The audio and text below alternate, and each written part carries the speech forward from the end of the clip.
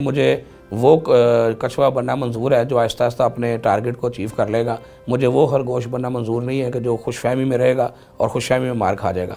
इंशाअल्लाह ताला हम इस एक साल के एंड पे अल्लाह के फजल से महकमा primary and secondary health care के BHUs जो 2500 से ज़ायद हैं, सही, उसके RHCs जो 300 से ज़ायद हैं, उनको टोटल रिवैम्प करके उनकी हर चीज़ बदल के दिखाएंगे। मैंने अपनी सियासत जो है वो समझ लें जिसको कहते हैं ना थड़े से की हुई है जी। तो मैं स्टूडेंट लीडर रहा हूँ और इलेक्शन तो मैंने बहुत बाद में लड़े हैं।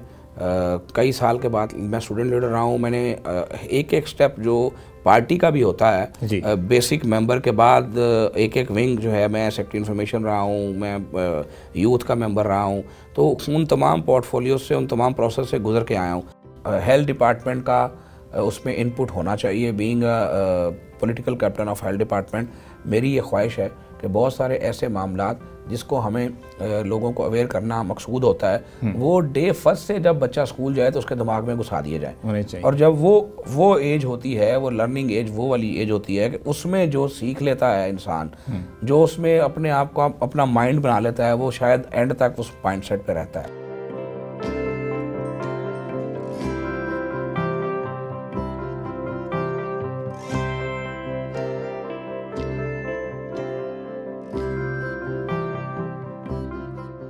जी, FM सेहत ज़िंदगी के पॉडकास्ट से मैं हूं तनवीर मलिक और आज हमारे स्टूडियोज़ में जो मेहमान तशरीफ़ फरमा हैं, आप सूबाई वज़ीर बराए primary and secondary health care Punjab इस वक्त हमारे स्टूडियोज़ में मौजूद हैं। ख्वाजा इमरान नज़ीर साहब की जब हम उनका जिक्र करते हैं तो गुज़श्ता चंद अदवार में हम देखते हैं कि मुस्तकिल पंजाब में ख़ासकर हेल्थ के हवाले से उनके पास सूबाई वज़ीर का ओहदा भी रहा और उसके साथ साथ बड़े इफ़ेक्टिव और एक्टिव रहे गुज़श्ता 10 सालों में। जब पंजाब में हेल्थ की बात की जाती है, मुख्तलिफ डिपार्टमेंट्स की बात की जाती है, अब जब नई हुकूमत का क़याम अमल में आया है तो दोबारा आपको सूबाई वज़ीर primary and secondary health care का जो कलमदान मिला है, आपने फिर से अपना काम शुरू किया और अभी कुछ दिन ही हुए हैं लेकिन बहुत एक्टिव हैं, मुख्तलिफ इजलासों में शिरकत कर रहे हैं, विज़िट्स कर रहे हैं और आज हमारी खुशकिस्मती है कि हमारे स्टूडियोज़ में मौजूद हैं।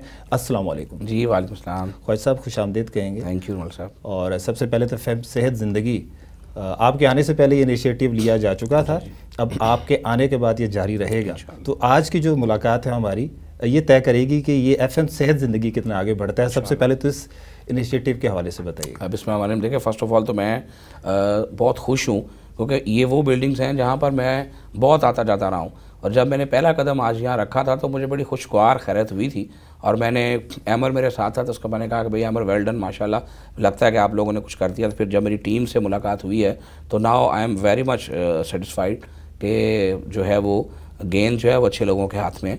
और जहाँ तक बात है जी इस इनिशिएटिव की, तो मैं शायद 2018 में जब मैं जा रहा था तो इस इनिशिएटिव को करना चाहता था। अच्छा।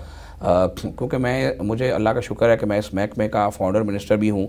मुझे इस महकमे के पहले मिनिस्टर होने का एजाज़ भी हासिल रहा है और अली जान खान साहब उस वक्त भी पहले सेक्रेटरी हेल्थ थे और उन्होंने और हमने मिलकर इस तमाम महकमा को डेवलप किया था और नया एक स्ट्रक्चर डेवलप किया था, नई हिरारकी थी। शुरू में डाइजेस्ट करना लोगों के लिए मुश्किल था कि जनाब पहले महकमा सेहत एक ही हुआ करता था और सबको एक ही महकमा सेहत की आदत थी, तो दो महकमा सेहत की आदत डालना भी जो है वो एक काम था। आज अगर मैं स्पेशली FM सेहत ज़िंदगी के ऊपर बात करूं तो ये एक ऐसा इनिशिएटिव है शायद जो बहुत पहले हो जाना चाहिए था। लोगों को अवेयर करना और लोगों को बीमार होने से पहले बचाना बेसिकली प्राइमरी केयर का काम ही यही है, लेकिन अनफॉर्चुनेटली हमने अपना काम किया नहीं। और अगर हम लोग शुरू से इस काम को कर रहे होते तो आज रिज़ल्ट्स जो हैं वो अशारिये जो है वो मुख्तलिफ होते। मैं अक्सर ये कहा करता हूँ कि अगर किसी शख्स को हाइपेटाइटिस हो जाता है और अल्लाह ना करे उसका जो है वो लिवर ट्रांसप्लांट कराना मकसूद हो तो लोगों के घर बिक जाते हैं, लोगों की जायदादें बिक जाती हैं। लेकिन अगर वही हम उनको कुछ साल पहले बीमार होने से पहले बचाना चाहें तो एक मामूली सा, मैं समझता हूँ कि मामूली सी इन्वेस्टमेंट है, तो अब हमें वो राइट इन्वेस्टमेंट जो है वो बहरहाल करना होगी और उस इन्वेस्टमेंट का एक पार्ट जो है, जो मेन पार्ट है वो अवेयरनेस है और FM सेहत ज़िंदगी जो है उसका जो मेन मैं समझता हूँ एजेंडा है वो अवेयरनेस ही है। आप जो तमाम यहाँ बैठते हैं, जो तमाम दोस्त यहाँ आते हैं, जो तमाम साथी यहाँ अपना टाइम देते हैं, उनका मकसद लोगों को अवेयर करना होता है, उनका मकसद लोगों को बताना होता है। हम कब तक लोगों के घर के कूलर जाके डेंगी में साफ़ करते रहेंगे? हम कब तक लोगों को जाके मिन्नत करते रहेंगे कि खुदा के वास्ते अपने बच्चे को बचाने के लिए पोलियो ड्रॉप्स ले लो? हम कब तक वो काम जो हमारा नहीं है हम ज़बरदस्ती करते रहेंगे। तो लोगों को अब अपना काम करना होगा। अगर खुदा ना खास्ता मेरे बच्चे की पोलियो से बीमारी का ख़तरा है तो उसकी सबसे ज़्यादा फ़िक्र मुझे खुद होनी चाहिए, लेकिन अनफॉर्चुनेटली मुझे उसकी फ़िक्र नहीं है। कहते सिविक सेंस होनी चाहिए इन चीज़ों की। तो मेरा ख्याल है कि अब वक्त आ गया है कि बहुत सारी चीज़ें ऐसी हैं कि जो हुकूमत जो है अब कम्युनिटी के साथ मिलकर करे, हुकूमत जो है वो आवाम के साथ मिलकर करे, और ये वक्त आ गया है कि अब आपको बहुत सारी चीज़ों को पार्ट ऑफ करिकुलम बनाना पड़ेगा। वो माजी में सिंगल नेशनल करिकुलम की बातें करने वालों ने अपना पॉलिटिकल एजेंडा तो ज़रूर ठोंस दिया बच्चों के निसाबी कुतब में, लेकिन माजरत से जो एजेंडा ठोसना चाहिए था, जिसको डालना चाहिए था, वो एजेंडा मुझे वहाँ कहीं नज़र नहीं आया। हम इंशाल्लाह अपने करिकुलम को रिवाइज़ करने जा रहे हैं, उसमें पॉलिटिकल बातों की बजाय प्रैक्टिकल बातें शामिल करने जा रहे हैं। और मैंने मैडम चीफ मिनिस्टर से, मरियम नवाज शरीफ साहबा से ख़ुद ये रिक्वेस्ट की है कि करिकुलम की जो आप कमेटी बनाएं तो हमारी एजुकेशन डिपार्टमेंट के साथ जो हमारी मीटिंग्स हो उसमें हमें साथ बिठाएं, ताकि हम अपने हेल्थ के बहुत सारे ऐसे इनिशिएटिव्स जो बचपन से ही बच्चे के दिमाग में होने चाहिए। अगर बच्चा क्लास 1 में क्लास 2 में पढ़ने जा रहा है तो उसको ये पता होना चाहिए कि मेरे लिए वैक्सीनेशन जो है वो कितनी ज़रूरी है, मुझे अपने घर को किस तरह से बड़े होकर साफ़ रखना है, और मुझे किस तरह से इन तमाम मामलात को जो है वो लेकर चलना है।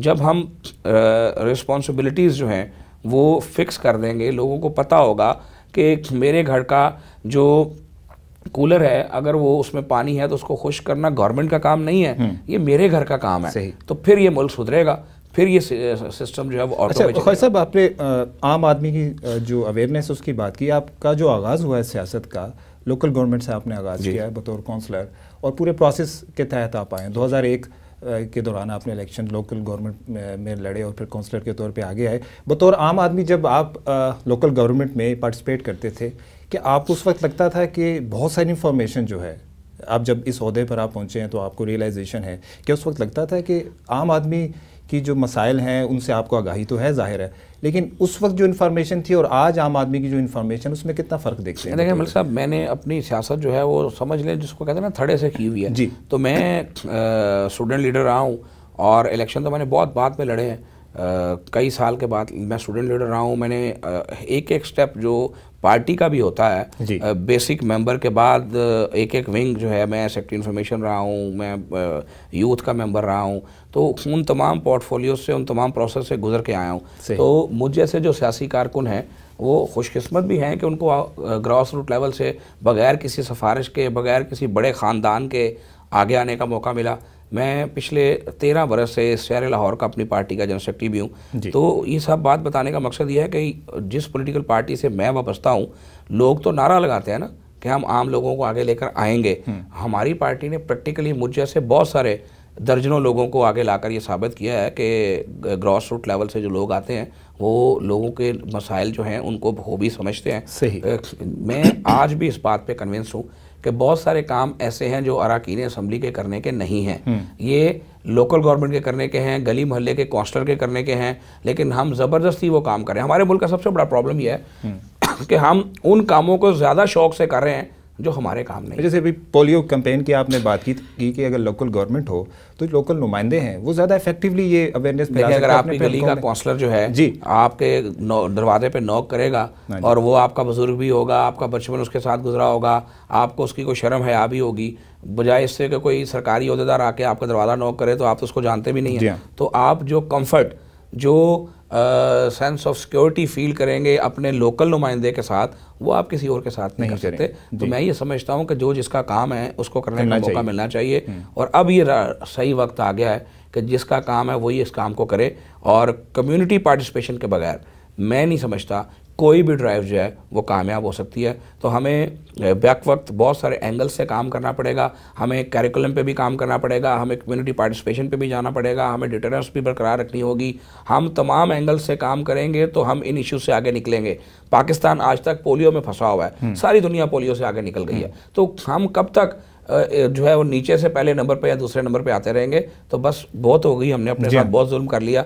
इंशाल्लाह ताला मेरी कोशिश ये है कि पहले भी हमने जो पिछला टेन्योर था, मैं और सलमान रफ़ीक साहब रहे हैं, हमने एक दफ़ा पंजाब को पोलियो फ्री कर दिया था अल्लाह के फजल से, लेकिन चूंकि अनफॉर्चुनेटली पंजाब के बॉर्डर्स नहीं हैं, ये एक पाकिस्तान हमारा मुल्क है और हम कहीं भी इसमें आ जा सकते हैं, तो फॉर्चुनेटली अनफॉर्चुनेटली ये कटल हकीकत है।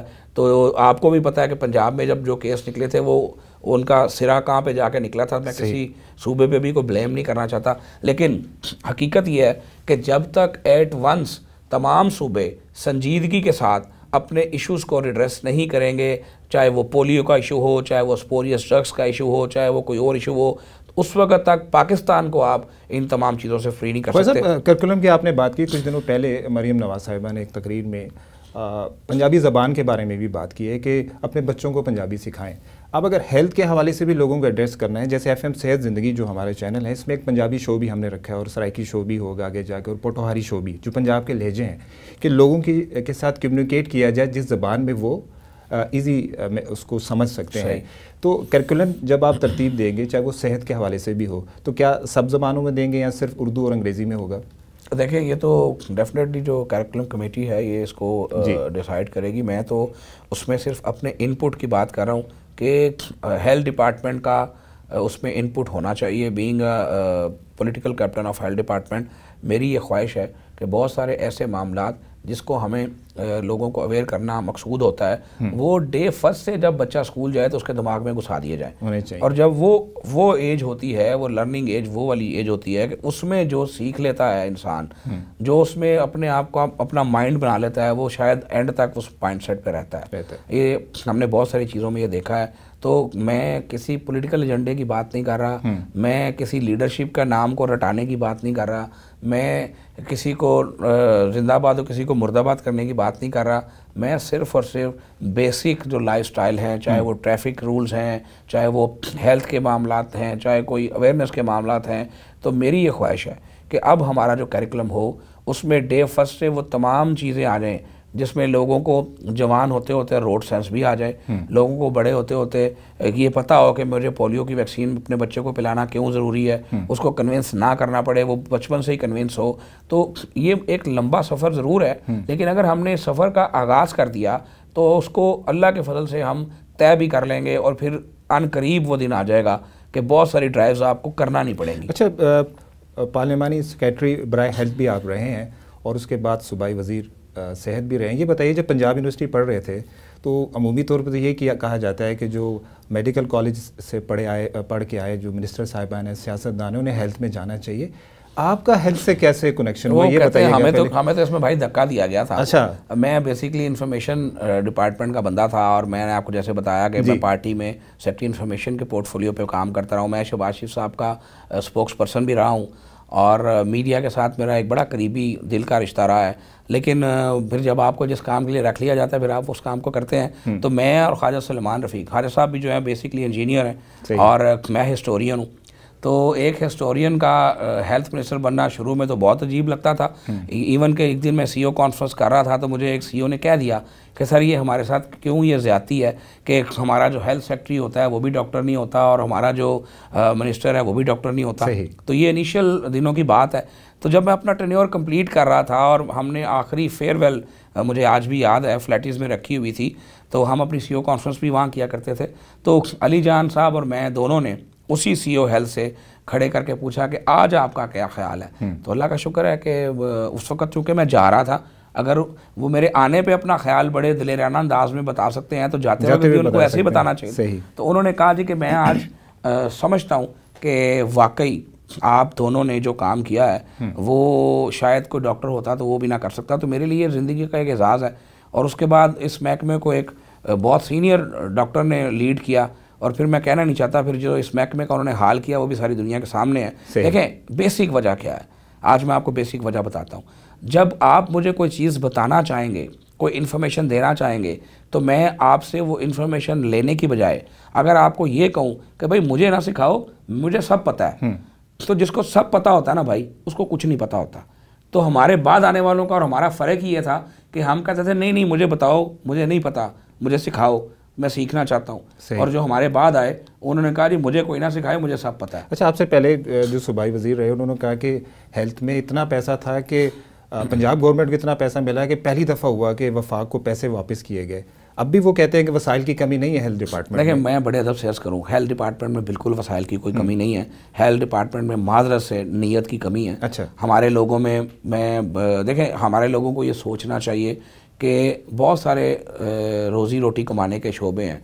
अल्लाह ने हर किसी की रोज़ी मुख्तलिफ़ चीज़ों में रखी है। एक गोरकन जो है उसकी रोज़ी किसी के घर में गम होता है और उसकी रोज़ी होती है। इसी तरह बहुत सारे लोगों की रोज़ी रोटी डिफरेंट होती है। हेल्थ के लोग खुशकिस्मत तरीन लोग हैं कि जो आते तो अपने काम पे हैं, आते तो अपनी नौकरी करने के लिए हैं, आते तो पैसे लेके अपना काम करने के लिए हैं, लेकिन उनकी उस नौकरी में अल्लाह ने खैर रख दिया।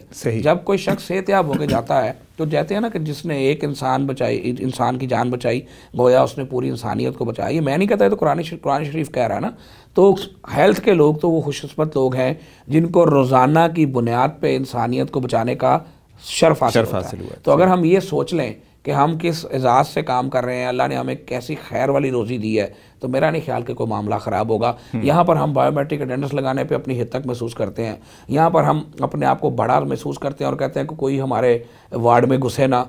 यहाँ पर हम बहुत सारी चीज़ें फ़ील करते हैं।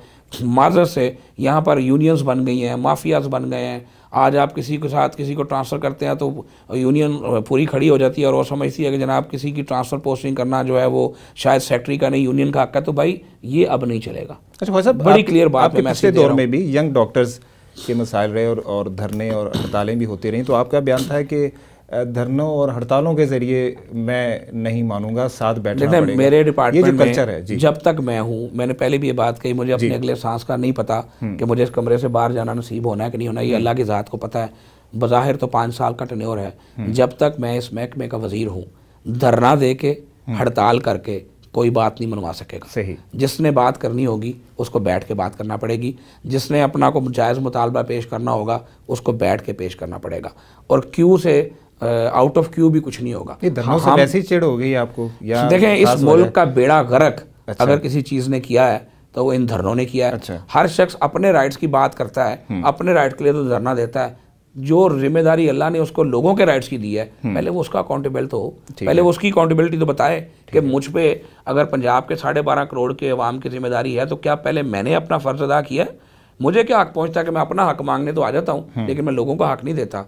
लोगों का हक है कि उनको 24/7 BHU में 24/7 डॉक्टर मिले, ये लोगों का हक है ना। तो अगर डॉक्टर वहाँ नहीं बैठता और वो वहाँ पर सिर्फ आता है और हाजिरी लगा के चले जाता है, तो पहले वो अपना तो फ़र्ज़ अदा करे। अपने हक की बात अब बाद में होगी, लोगों का हक का आपको पहले। साहब आते ही जब आपकी हुकूमत आई है तो एक इजलास का इनकाद हुआ और उसमें मरीम नवाज़ साहिबा ने उसकी सरबराही की और उसमें नए इनिशिएटिव की बात की गई है, 5 साल प्लान की बात की गई है। ये फरमाइएगा कि जो साबका 1.5 साल का अरसा गुजरा है, कुछ पॉलिसियाँ होती हैं जैसे एक हुकूमत उसको कंटिन्यू करती है, लेकिन नई हुकूमत आके जो अच्छे काम भी होते हैं, समटाइम ऐसा सुना जाता है कि उसे रोक दिया जाता है। जो अच्छी चीज़ें हैं पिछली गवर्नमेंट्स की, क्या उसको कंटिन्यू करेंगे? देखिए अल्लाह करे कि अच्छी चीज़ें हों। अच्छा। लेकिन अपना जो अच्छी चीज़ें, जो अच्छे लोग, जो अच्छा सिस्टम किसी ने भी बनाया हो उसको कंटिन्यू करना चाहिए। आज मैं अभी तमाम अपने जो हमारे प्रोग्राम्स हैं, जो प्रिवेंटिव डिपार्टमेंट्स के प्रोग्राम होते हैं, उनकी आज मैं मीटिंग्स ले रहा हूँ। मिसाल आपको देने लगा हूँ, हाइपेटाइटिस कंट्रोल प्रोग्राम एक आपके महकमे का एक बहुत अच्छा प्रोग्राम है, प्राइमरी सेकेंडरी हेल्थ केयर का। SDG 2030 गोल्स में हमने ये अहद किया था कि हम 2030 तक हेपेटाइटिस को पाकिस्तान से एलिमिनेट करेंगे। और उस प्रोग्राम को जिस संजीदगी से चलाना शुरू किया गया था, आपको याद होगा कि लोगों को दवाइयाँ घर बैठे 6 माह की मिलती थी, स्क्रीनिंग जो है वो बड़ी वार फुटिंग पे हो रही थी। फिर जो गवर्नमेंट आई उन्होंने उस प्रोग्राम को सिरे से बंद कर दिया, प्रैक्टिकली बंद कर दिया, और वो प्रोग्राम रद्दी की फाइलों में कहीं खो गया। आज कौम को वो उनके 6 साल कौन वापस करेगा? आज वो 6 साल 5 साल जो ज़ाया हो गए हैं, जो 5 साल आपने काम करना था और आपने लोगों को बचाना था और आपने इस मोहलिक और मोजी बीमारी से पाकिस्तान को पाक करना था, आज आपको उसके मज़ीद 15 साल उसके लिए काम करना पड़ेगा। तो कहने का मकसद है कि कोई भी अच्छा इनिशिएटिव किसी का भी होगा, चाहे वो हमारा कोई बदतरीन दुश्मन भी है, उसको सीने से लगाएंगे, उसको लेकर आगे चलेंगे। एक अच्छा इनिशिएटिव आपका था 2016-17 में, और बहुत सारी ख़वातीन ये प्रोग्राम देख रही होंगी और ब्यूटी पार्लर्स की जब बात की जाती है तो करोड़ों ख़वातीन ब्यूटी पार्लर्स जाती हैं और लाखों ख़वातीन का रोज़गार जुड़ा हुआ है। आपने एक पॉइंट रेज़ किया था 2016-17 में कि ब्यूटी पार्लर्स की रजिस्ट्रेशन होनी चाहिए और उसे इंडस्ट्री का दर्जा देना चाहिए। वो उस दौर में तो नहीं हुआ, तो क्या इस दौर में आपके उस पर हमने उस वक्त काफ़ी काम किया था। सादिया तैमूर साहबा हमारी MP थी, आज भी वो हमारी MP हैं। उन्होंने उसमें अपना बेसिक रोल प्ले किया था और आज आपको जान के खुशी होगी कि इस वक्त जो मैंने जाके मीटिंग करना है उसमें एजेंडा यही है। सही। और हम उसको वहीं से शुरू कर रहे हैं। नहीं है इस बार। हम इसको वहीं से शुरू कर रहे हैं जहाँ पे वो जो है ड्रॉप हुआ था। देखिए, हम किसी की आर्म ट्विस्टिंग करने नहीं जा रहे, हम फैसिलिटेट करने जा रहे हैं। हम लोगों को ये बताएंगे कि कौन से पार्लर्स ऐसे हैं जहाँ पर आप जाएंगे तो आपको कोई ख़तरा नहीं है, जहाँ पर जो इंस्ट्रूमेंट्स और जो मटेरियल यूज़ हो रहा है वो हेल्थ हैज़र्ड नहीं है, वो आपकी स्किन को ख़राब नहीं करेगा। तो डेफिनेटली हर किसी की ख्वाहिश होगी कि वो जो है वो इस प्रोग्राम में इनरोल हो और उसके पार्लर पे, उसके बार्बर शॉप के बाहर जो स्टिकर लगा हो वो स्टिकर लगा हो कि जिसमें कोई भी जो है बड़े आराम से अंदर आ सकता है और आके अपना मामला जो है वो कर सकता है। तो इंशाल्लाह ये इनिशिएटिव और इस जैसे बेशुमार इनिशिएटिव्स जो हैं वो लेकर आगे चलेंगे। और इंडस्ट्री की बात जब मैं करता हूँ तो मैं बार बार ये चीज़ करता हूँ कि मुझे अपने मुल्क की इंडस्ट्री से प्यार है, क्योंकि इंडस्ट्री वो चीज़ है जो जब लगेगी तो ये मुल्क सुधरेगा। आज एक बात मियां नवाज शरीफ साहब ने थोड़ा सा पहले कही थी कि लोग, बहुत बात होती है कि लोग जनाब पैसा लूट के लोग बाहर ले गए, ये फलाना काम हो गया, इल्ज़ामात बहुत लगते हैं। तो उन्होंने कहा था कि ये होना चाहिए कि अगर कोई मुल्क में इंडस्ट्री लगाए तो उसको कम से कम एक स्पेसिफिक पीरियड तक ये नहीं पूछना चाहिए कि पैसे कहाँ से आए, क्योंकि अगर वो पैसे बाहर ले जाएगा तो पाकिस्तान के किसी काम नहीं आएंगे। और अगर वो उनसे इंडस्ट्री लगा लेगा तो कम से कम पाकिस्तान के लोगों को रोज़गार मिलेगा, पाकिस्तान के लोगों की मीशत ठीक होगी। लेकिन ये ऐसा एक मामला है कि जो अक्लमंद को तो समझ आ सकता है, लेकिन जिसके दिल में बुग़्ज़ भरा हो उसको ये बात समझ नहीं। इंडस्ट्री की आप बात कर रहे हैं, हेल्थ से रिलेटेड जो इक्विपमेंट है, चाहे वो एक्सरे के इक्विपमेंट्स हैं, ECG के इक्विपमेंट्स हैं, मशीन्स हैं, ये हम बाहर से मंगवाते हैं, इसलिए हमें महंगी मिलती हैं। इवन जो मेडिसिन हमारे यहाँ बनती है उसका भी जो रॉ मटेरियल है वो भी हमें मंगवाना पड़ता है। ये फरमाइएगा, इंडस्ट्री की आप बात करें तो हेल्थ सेक्टर में जो हेल्थ से रिलेटेड जो इंडस्ट्री है उसके हवाले से क्या लाहेअमल है आपके पास? देखें, हमारी बदकिस्मती है कि हम जो है सारी ज़िंदगी हमने इंपोर्ट्स पे फोकस किया है, हम एक्सपोर्ट्स नहीं कर सके। तो यही तो बात मैं कर रहा हूँ, अगर हम इंडस्ट्री लगाएंगे तो फिर हम क्वालिटी इंडस्ट्री पे जाएंगे। आज तो हमारी बेसिक नीड्स ही हमारे पास नहीं है, आज तो हम लोकल चीज़ इस्तेमाल ही नहीं करते। बड़े अदब से मैं अर्ज़ करूँ, हमें भी तो अपने गिरेबान में झांक कर देखना है कि हम कौम बनने की बात करते हैं, हम कभी पुराना पाकिस्तान निकालते हैं, कभी नया पाकिस्तान निकालते हैं, कौम तो हम बन नहीं पाते। क्या ये अच्छा हो कि आज हम ये अहद करें कि हम अपनी लोकल चीज़ को जो है वो यूज़ करेंगे। मैं आज से कोई 25 साल पहले ईरान गया था। जब मैं ईरान गया, मैं तकरीबन कोई 20-22 दिन ईरान में रहा। मुझे उस दिन अंदाज़ा हो गया था कि ईरानी कौम कैसे बने हैं। वो इम्पोर्टेड पानी नहीं पीते, वो इम्पोर्टेड गाड़ियाँ इस्तेमाल नहीं करते, वो लोकल गाड़ी इस्तेमाल करते हैं, लोकल पानी पीते हैं, लोकल चीज़ें इस्तेमाल करते हैं। आज यही वजह है कि ईरान अपनी जो इंडस्ट्री है उसमें खुद कफ़ील हो गया है। और हम लोकल चीज़ को जो है बात तो हम बड़ी करते हैं कि हमें पाकिस्तान से बड़ा प्यार है, कोई लोकल चीज़ उनको दिखा दो, कहते हैं इसको परे फेंक दें यार, कोई इंपोर्टेड चीज़ दिखाएं। तो हमें भी तो अपने रवैये को सोचना चाहिए। हम सर से लेके पाँव तक इंपोर्टेड चीज़ें पहने और बात हम पाकिस्तान। ये आवाम तो ये कहती है ना कि ऊपर से आगाज़ होना चाहिए। हुकूमत में शामिल लोग वुज़रा जब बाहर की चीज़ें, पानी भी कई लोगों के बारे में आता है कि पानी भी फ़ौरन पीते हैं और ब्रांड्स भी पहनते हैं।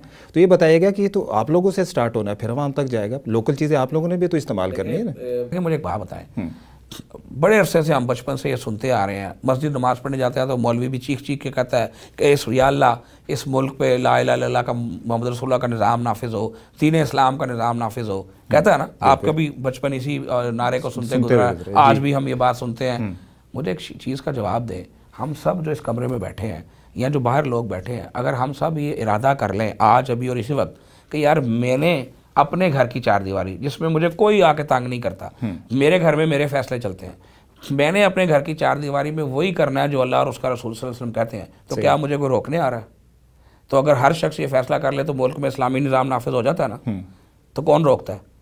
हमारा ड्रामा है, हम बेसिकली एक ड्रामेबाज कौम है, बाजरा से किसी को अगर बुरा लगे तो बेसिकली हम मुनाफिक कौम बन चुके हैं। हम जो अपने लिए चाहते हैं वो दूसरे के लिए नहीं चाहते। हम मेरिट चाहते हैं, सब चाहते हैं, लेकिन हम इस तरह का मेरिट चाहते हैं कि जब मेरी बारी आए तो मेरा काम हो जाए, लेकिन सामने वाला जो उसका काम मेरिट पे होना चाहिए। हम 5 फरवरी को अपने बच्चों के माथों पे कफन की पट्टियां बांध के योम कश्मीर की रैली में जाते हैं, नारे लगाते हैं और घर आके छुट्टी एंजॉय करने के लिए इंडियन मूवी देखते हैं। तो जिस कौम के स्टार्स इंडियन हीरो हों, जिस कौम का वियन जो है वो कुछ और हो, मैं आज इंडिया के हमायत में बात करूंगा तो मुझ पे फतवे लग जाएंगे, लेकिन कौन लोग हैं जो इंडियन मूवीज़ नहीं देखते, कौन लोग हैं जो ऐश्वर्या राय और सलमान खान को पसंद नहीं करते। तो जब तक हम डबल स्टैंडर्ड कौम रहेंगे उस वक्त तक हमारे साथ यही होगा जो हो रहा है। ठीक है। अच्छा ख्वाजा साहब, हेल्थ सेक्टर की तरफ आते हैं। अब इंशाल्लाह उम्मीद है कि 5 साल होंगे आपके पास, तो ये बताइएगा कि अगले 5 साल में आप पंजाब में सेहत के सेक्टर को कहाँ देखते हैं अपनी वजारत में? देखिए, हम 5 साल का प्रोग्राम कोई नहीं लेकर आए, हम महीनों के मुताबिक प्रोग्राम लेकर आए हैं। हमें यकीन तो दिलाओ, हमें 5 साल नहीं नहीं, देखिए बात ये नहीं है 5 साल अगर मैं ये सोच लूँ कछुए और खरगोश वाली स्टोरी में कि जनाब कछुआ तो बड़ी आहिस्ता दौड़ेगा तो मैं तो ज़रा 5 मिनट लगाऊंगा तो उससे आगे निकल जाऊंगा, तो भाई मुझे वो कछुआ बनना मंजूर है जो आहिस्ता आहिस्ता अपने टारगेट को अचीव कर लेगा। मुझे वो खरगोश बनना मंजूर नहीं है कि जो खुशफहमी में रहेगा और खुशफहमी में मार खा जाएगा। इंशाअल्लाह ताला हम इस 1 साल के एंड पे अल्लाह के फजल से महकमा primary and secondary health care के BHUs जो 2500 से ज़ायद हैं, सही, उसके RHCs जो 300 से ज़ायद हैं, उनको टोटल रिवैम्प करके उनकी हर चीज़ बदल के दिखाएंगे। तब्दीली का नारा इस कौम ने बहुत सुना है, लेकिन जो असल तब्दीली ग्राउंड पे है वो पहले भी शहबाज शरीफ साहब के दौर में हेल्थ में प्राइमरी और सेकेंडरी हेल्थ केयर ने लाकर दिखाई थी। इंशाल्लाह अभी भी हम लीड लेंगे और हमारे सूबे के दूर दराज देहात में भी जो BHU है वो आपको इस 1 साल के अंदर अंदर ऐसी खुशगवार हैरत देगा कि आप बीइंग पाकिस्तानी, बीइंग शहरी ऑफ पंजाब, इस पे प्राइड फील कर सकेंगे। तो ये एक पहली बात मैंने आपसे की है। हम अपना कैंसर हॉस्पिटल लेकर आ रहे हैं इंशाल्लाह ताला। हम जो कार्डिक यूनिट्स हैं वो मुख्तलिफ शहरों में लेकर आ रहे हैं इंशाल्लाह। और हमारे पास हमारी टाइम लाइन्स जो है वो कोई 5 साल वाली नहीं है। हमारी टाइम लाइन्स जो है वो हर साल वाली है। हर साल नया टारगेट लेंगे, अचीव करेंगे और अगले साल में जाएंगे इंशाल्लाह। जी बिल्कुल, दुआ करते हैं हम कि ये सारे जो आपके प्लान है मुकम्मल हो और पंजाब की आवाम को हेल्थ की जो फैसिलिटी जो आप इतने सालों से इस पे काम कर रहे हैं और मेहनत कर रहे हैं तो उसका समर जो है इन सालों में मिले। और ये भी उम्मीद करेंगे कि पोलियो दोबारा से ख़त्म हो जाए पंजाब से अगले चंद सालों में। और डेंगू के हवाले से भी यही हमारी ख्वाहिशात होंगी कि आप जिस तरह माजी में आप बड़े एक्टिव रहे हैं और इसे काफ़ी हद तक काबू पा लिया था जब आप वज़ीर थे, तो नेक्स्ट भी ऐसा रहेगा। बहुत बहुत शुक्रिया ख्वाजा साहब, थैंक यू लाने के लिए। जी नाज़रीन, ख्वाजा इमरान नज़ीर साहब सूबाई वज़ीर primary and secondary health care Punjab हमारे साथ मौजूद थे। अपने मेज़बान तनवीर मलिक को इजाज़त दीजिए, अगले प्रोग्राम में दोबारा मुलाकात होगी। अल्लाह हाफ़िज़।